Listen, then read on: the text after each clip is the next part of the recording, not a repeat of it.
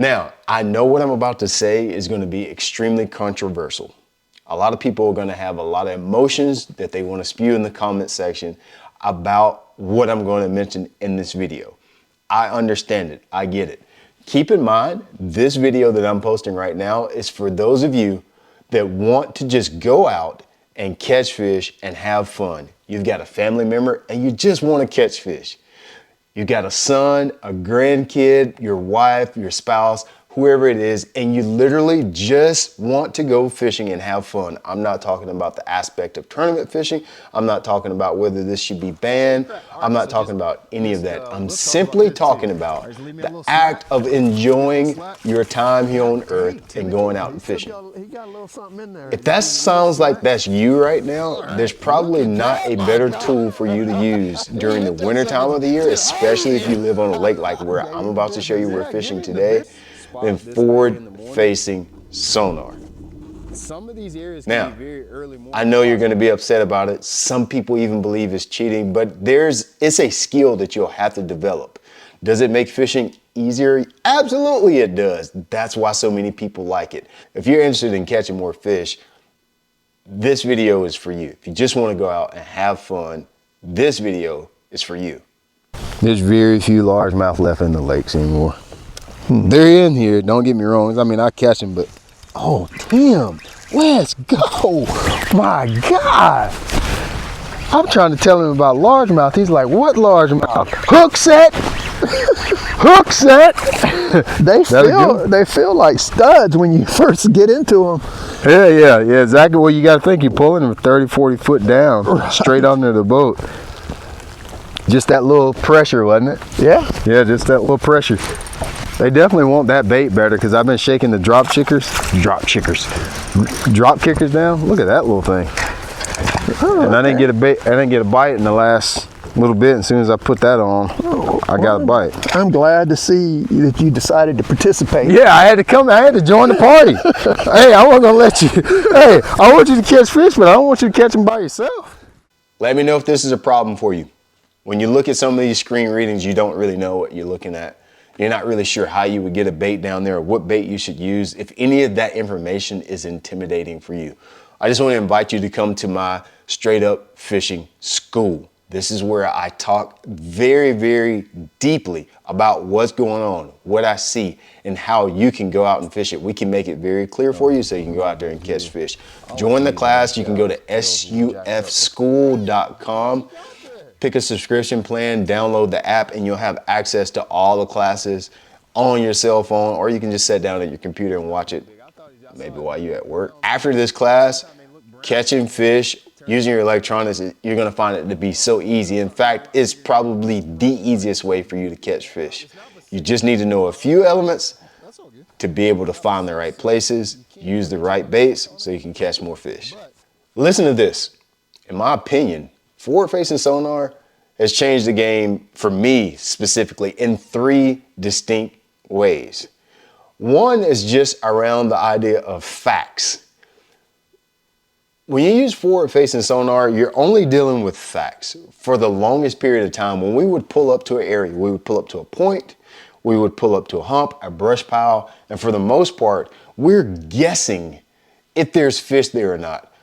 Unless we get our boat right on top of that brush pile or right on top of that point, we don't know if there's fish there. We don't know if there's bait there. Heck, we barely even know where the brush pile, the rock pile, or wherever it is. We don't even know where it is. But with forward-facing sonar, now we can take that transducer and point it in a direction in which we want to look. And past times, we had to put our boat right over the top of the object that we wanted to look at. And otherwise, you're just guessing.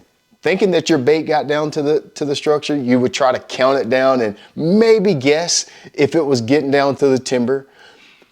But now we can literally see our bait falling down to the brush pile. We can see it going through the timber by the dock and know exactly when we need to pick up our line, when we need to click over the bail. If we're using the right weight bait, we can see if fish are coming towards it or not. And so in that regard alone, it's changed the game. Yeah. So the bite's not going to be extremely, it's not going to be extremely aggressive. It's no thumping, none of that. It's just going to be just pressure. Just pressure? Yeah, just pressure. I thought that line, I was like, because you don't see much tension on the line out here. Swimming up. Yeah, he was swimming straight up at us. I mean, he's not a bad fish. Now, wait a minute. Tim up 2-1. Hey, I'm supposed to be, hey, you let me show you. You don't show me. Well, you know, all the peeps that went out there and voted on the poll last night. So that was a big fish poll. That was, and you're already bigger. So I got to carry that for the. Yeah. Tim goes in the app last night talking about who you think is going to catch the biggest fish, stirring up a bunch of mess. Reason number 2 that forward-facing sonar has changed the game, and it's probably going to make fishing more fun. If you're catching more fish, I think you're having more fun. Would you agree with me on that or not? But it's accuracy.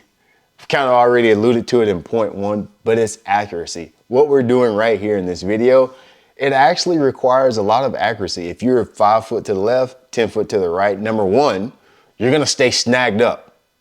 You're gonna hang a bunch. And if you're hung, you can't catch fish. I think it increases your odds. I don't have to think, that is a fact, that it increases your odds of catching fish. I don't know about 50%. Everybody on YouTube does a percentage. Let's say 50%. I don't know where we grab these numbers that we put on YouTube, but let's say it increases your odds 50%. All I know is it certainly helps. And I think you should use it if you just want to go out there and catch fish right now. So the key is, and it'll be aggravating because I'll be moving around, but just deal with it for a little bit. It's got to be straight up and down. See how you got it back that way? Yeah, I'm still falling. So make sure, sometimes you'll have to pull it up and re-drop it because it's got to stay directly vertical, because what's going to happen is if you're pulling it that way, you're gonna stay snagged, because all this timber is, trust me, it ain't fake, it's there. So if you feel your line, just watch your line, and if you see it getting, if you see it kind of off to the side at an angle, then just pull it back up and drop it again so it stays vertical for you. So is this bait or is that okay? They got them all hemmed up in the trees. They got them. You'll see them crawling the bottom. So let me give you a comparison. This is where people don't talk about this. 2D sonar has better bottom separation. Mm-hmm. You can actually see a fish better that's on the bottom, better on 2D. If people always see this on TV and they think it's like just miles, so, oh, anybody can do it. Anybody can drop a bait down on them, but just getting that little light bait down there at 40 foot, there's a little technique to it. We'll talk about that. Because you want it to fall as free as possible. Just make sure you're on the bottom. If you feel slack, you're on the bottom. You know, just when you go to shake it, it should be slack on the bottom. One thing there you go. Come on, Chris. Come on, man. You see me hit him, didn't he? You see him for it, Tim. Hit that sucker. Now, which bait did you have on? That's a good one, Tim. Oh God, Tim! Holy crap! All right, so just we'll talk about this too. All right, just leave me a little slack. Give me a little slack. God dang, Timothy! He got a little something in there. Yeah, just give you a little slack.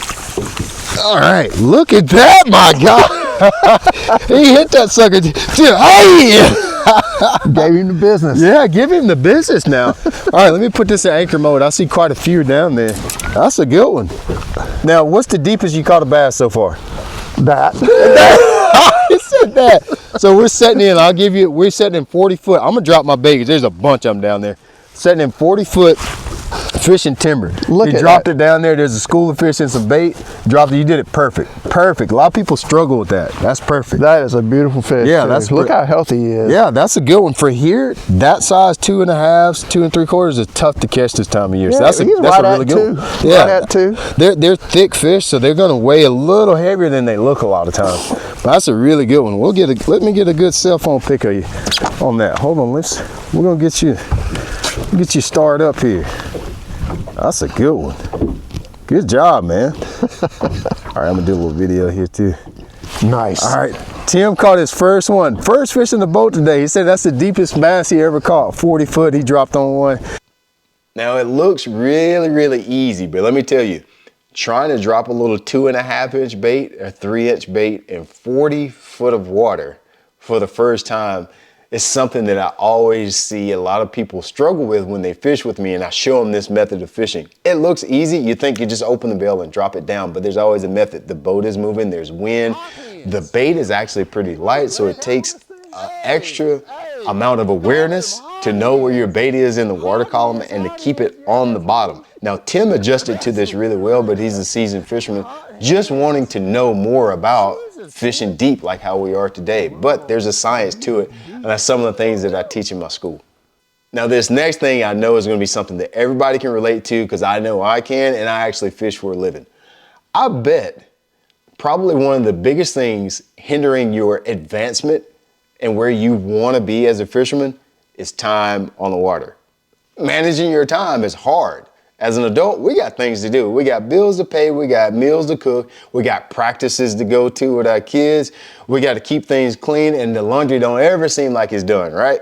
Grass always needs cutting, something always needs painting, fixing, a leak, whatever the case may be. Your time is very precious. Somewhere between $2,500 and $3,000, and you can have this exact setup that you're seeing right here and save you time. Time is money, and if you're saving time, you're saving money. So what I like about it is when you get that 3-4 hours on a weekend, 5 hours before a birthday party you got to be at, I can show up to the lake. When I pull up to that brush pile that I planted this summer, I can look at the brush pile and tell if there's fish there or not. I ain't got to waste my time 30-40 minutes there pulling a Carolina rig around wondering if they're there. Boy, they were there in 78 and 42. I won my club tournament and got $15. I ain't got to worry about all that. I pull up to it, I see if there's fish there, and if there's not, I pull out and leave. If I'm fishing bridge columns, I'll pull up to the bridge column. I'll look around on the bridge column. If there's fish there, I fish for them. If I got on the wrong color, I change the color of my baits. If I got the wrong bait, if I see the fish chasing my bait in and not taking it, I know the change. It saves me time. That's what everybody's looking for. You know you don't have that much time. And this is the best way for you to manage your time as a weekend angler. I just want to invite you to come to my straight up fishing school. This is where I talk very, very deeply about what's going on, what I see, and how you can go out and fish it. We can make it very clear for you so you can go out there and catch fish. Join the class. You can go to sufschool.com, pick a subscription plan, download the app, and you'll have access to all the classes on your cell phone, or you can just sit down at your computer and watch it maybe while you're at work. but all you got to do is sufschool.com. Join the conversation tonight at 8 p.m. I promise you, after this class, catching fish using your electronics, you're going to find it to be so easy. In fact, it's probably the easiest way for you to catch fish. You just need to know a few elements to be able to find the right places, use the right baits so you can catch more fish.